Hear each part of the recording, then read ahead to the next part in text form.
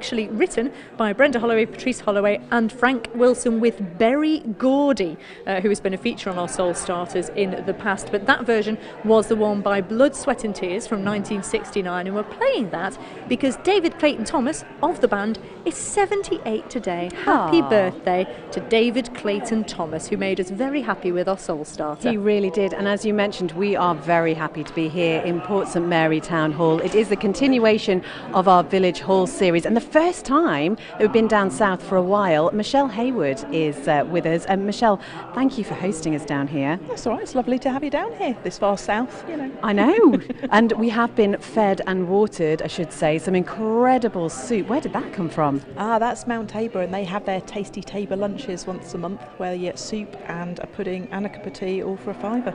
Amazing. There's pudding as well. There is actually some crumble over there. I know, there's crumble and there's gatto and there's all kind of things. Safe to say, Michelle, this is another one of those halls on the island that is very well used, isn't it? It is. It's massively well used, actually, for all sorts of things, and over its history it's been used for a vast variety of stuff. And it was refurbished, I mean, I was going to say fairly recently, but it must be quite a while ago now, and it just took on a new lease of life. It did. The building itself is 121 years old, so it's actually much older than people think. And for the first 40 years, it was just run as a public hall by a private company that you could hire it out. And so the commissioners didn't own it at that point, and it took till 1938 before they actually bought the building. So with regards to the different things that happen, a little bit later we're going to be finding out from someone who actually had their wedding here, because that's something that's happens quite a lot now in this town hall, isn't it? Yeah, there's 3 rooms here, and they're all licensed to have wedding ceremonies in, so you could kind of pick the scale of venue that you wanted, depending. So even the boardroom downstairs, where you can get 25 people in there, if you wanted a small, intimate, classy looking venue, even that's licensed for weddings. So. It is beautiful. I've been to view here and it works so well, and in fact people have actually got married on that very stage, haven't they? Yeah, well, people get married on the stage, but then, you know, the following week you'll have a band playing in here and stuff like that, and you know, come Davy Knowles playing here over the Christmas period, and this place is absolutely rammed with people and as noisy as you like. I'm sure the ceiling's going to stay up, but I'm not convinced sometimes. And a lot of this has been organised for us today, I should say, by Margaret, who's on the stage at the moment. Margaret's trying to escape us. I Margaret know. is determined not to speak to us. She keeps running. We will get her before the end of the show, I promise you, we will. We should say, if you go to the Manx Radio Facebook page, there are going to be photographs and videos there, but so much to talk about over the course of the next hour. You mentioned the wedding. Yes. Well, Fern Hopkinson, congratulations. You got married last weekend. Why did you choose Port St Mary Town Hall? It's absolutely stunning, for starters. I was inviting a lot of guests from the UK, and as far as places to show off the island, this one was really something spectacular. And how did the day go? It was amazing. I'm still floating on a cloud at the moment. It sounds cliche, but it was one of the best days of my life. It was absolutely incredible. Because you're not actually from the Isle of Man, but I think it's fair to say over the past couple of years you've really found your feet as being part of the community here. Yeah, I've been so lucky that since I moved here I have been welcomed with open arms from all areas of the Manx community, and I consider it a real privilege to be part of this wonderful place. And you actually got married in Colby Glen, which thank goodness it was lovely weather. weather. We were so blessed with the weather. What a lovely place to actually get married though. What was that like? It was breathtaking. I had a lot of guests commented to me that it was a brilliant natural cathedral because the trees down there are so tall and the light was amazing, and I just floated through the day. Oh, you see, still very happy newlywed, which you should be actually. It's not even been a week. Quite right too. And you mentioned floating through the day. We know as well that you're involved in the Manx dance scene, and so there was quite a bit of dancing going on in this hall. There was an awful lot of dancing, yeah. We had a ceilidh in the evening to celebrate with an absolutely amazing ceilidh band, so thank you if you're listening, guys.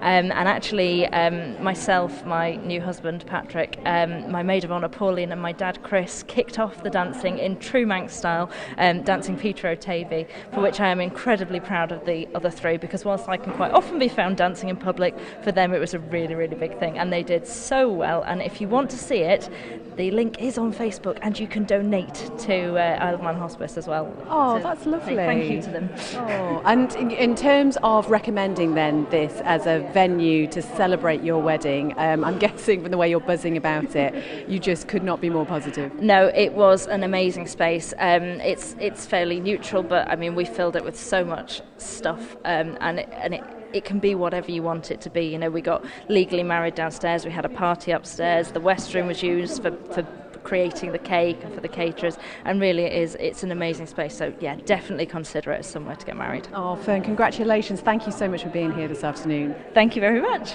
Now, another thing that often happens in these Village Hall episodes is the local WI tends to get involved, and we're delighted that we are joined by President Diane Helliwell and Vice President as well with us. What was your name, sorry? Margaret Holmes. Margaret, it's lovely to have you with us as well. And this is a hall that you use quite often, isn't it, Diane? Yes, because it's the biggest in the south and it's been refurbished. It's beautiful, especially for our Christmas coffee mornings with the Christmas tree and the Manx tartan. You can't get any better venue on the island. It's beautiful, and in fact it is in use this evening for something, isn't it? Can I introduce Goff from the Children's Centre, who we're working with on a project for a fairy workshop, but he's got it tonight. Oh, Joff. I am disappointed, I should say. I know I've said this before. He's not actually dressed as a fairy, which I think would have been nice. Do you know, I can only apologise for that. My fairy wings are being fixed by elves right now because they failed on me the other day, so I had to get them repaired. So I would have flown here, but I drove instead. So sorry that I'm not in my costume. We'll forgive you. Exactly, but this is, of course, to try and smash a world record. Indeed. Remind us of the date of when this is happening. So the date is Saturday the 28th of September, which is very, very soon, and we're going to break the world record. The world record is currently 878 people, so the Isle of Man should have that world record, and we were hoping for at least 1,000 people.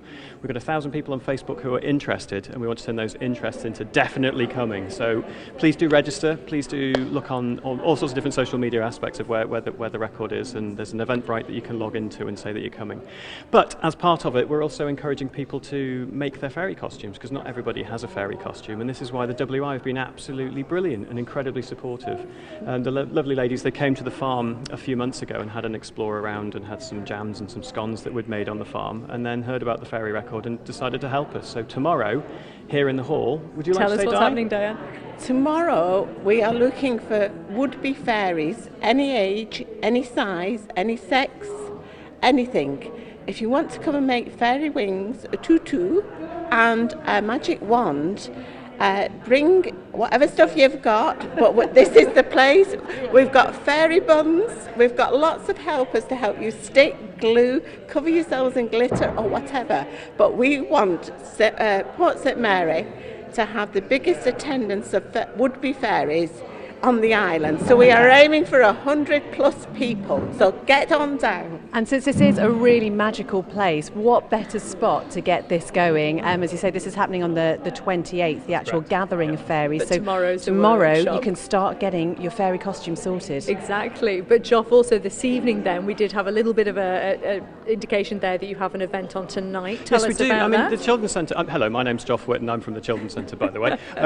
We do all sorts of things all the time across the island, and tonight, again, the WI have been fantastically supportive and helpful, but tonight we're doing a quiz event for some brilliant people who climbed the Three Peaks Challenge in the UK recently, and they've called themselves the Peaky Climbers, and they're getting together again for fun to do a quiz night. So it's tonight at 7 o'clock and it's £10. There are still places available for anyone who wants to come and answer questions, probably all about the series Peaky Blinders and only about the series Peaky Blinders. That's not true, there'll be other questions during the quiz. But it should be really fun, so come along to that. And it's great for us because we in the Children's Centre, we do this work with disadvantaged children, young people and families, and so doing these nice things like a quiz night or the fairy workshop, it's lovely for us because we get to talk to people and talk about the work that we do and meet lots and lots of people, so it's great. Can I just add about the fairy event quickly, if you don't mind? Because a few people have said, oh, my little boy doesn't want to come because you have to wear a tutu. So we want to make it very clear, tutus can also include kilts, they can also include armour skirts, they can also include just bits of things around your waist that's sort of a little bit like a tutu, but not really a tutu. So it's, as Di said, it's for boys, girls, mums, dads, grandparents, everybody and anybody. So don't feel if you don't like pink, you can't be part. Oh, Joff, thank you so much. That's just going to be absolutely brilliant. It is, and we'll be speaking again to the WI a little bit later on about some events that they've got coming up in the next few months as well. But one of the things that Port St Mary Town Hall has become known for It's fantastic music, as Michelle alluded to. There have been gigs here with the likes of Davy Knowles, who plays to thousands across the world, and he comes back here on a fairly regular basis to his hometown and plays on their stage right in front of us. And as I say, if you're watching on Facebook Live, you'll be able to see it there, but watch later to find out more about that. But we thought we'd invite down a couple who are very known to this area. So we've got Nell and Steph from Bird and the Beard with us. Hello, you two. And they're going to sing a song for us now. What is he going to sing for us, Steph? We're going to sing Ain't Nobody by Shaka Khan, and you're going to join us, aren't you, Christy? I might try and warble along in the background. We'll see how that goes. Take it away, guys.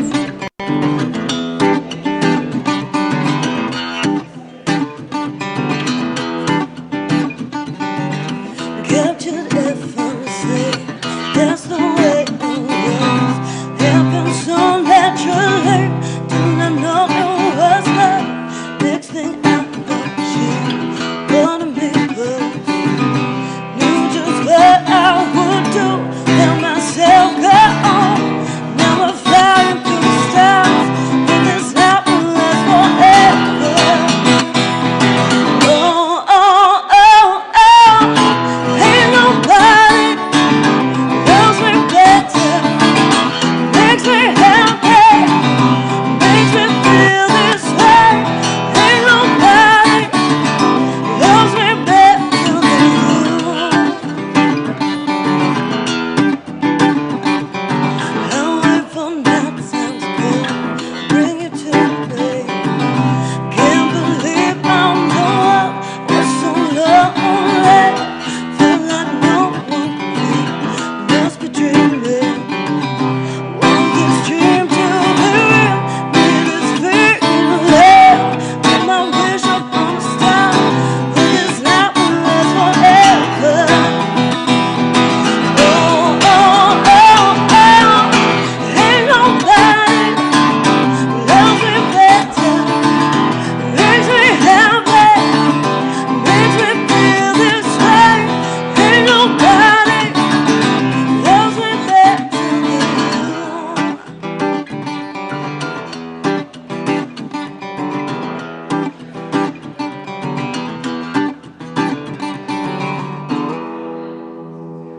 Oh, yes, round of applause for the Bird and the Beard here. And I know we're going to hear from you a little bit later on, Steph, but you've got a busy weekend ahead. We do, yeah. Tonight we're supporting Mike Wilton at the Colby Glen, and then tomorrow we're at the Food Festival. There you go. So we'll hear more from Bird and the Beard a little bit later on in the show, or at least Bird and the Beard today, because not all of you could be here, but it's great to have you. And Nell, very known in this area as well. In fact, you live very, very close to the town hall, don't you, Nell? I live right above the bra shop. So he sees everything that goes on. Does he really? Well, Al, that was incredible. Thank you so much. Hearing more from them a little bit later. But this is Late Lunch. We want to give you a chance now to enter the draw to win a luxury cruise.